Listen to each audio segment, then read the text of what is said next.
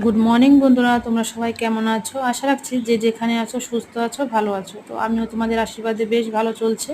তো চলো আরেকটি নতুন মিনি ব্লগ নিয়ে আসলাম। সেটি হচ্ছে টিফিন। কি টিফিন বানাবো প্রত্যেক দিন আমার একটা মাথায় একটা চাপ থাকে।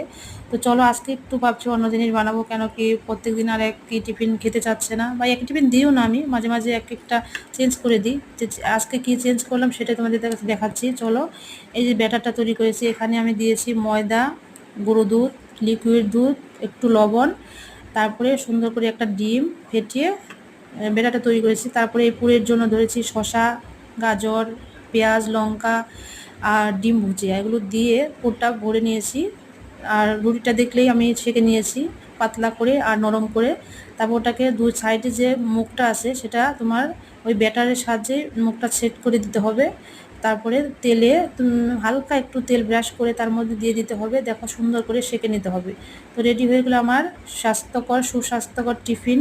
এটা খেলে বাচ্চাদের পুষ্টি যে গুণ পাবে সেটাও পাবে, আবার খুব শরীরও ভালো থাকবে।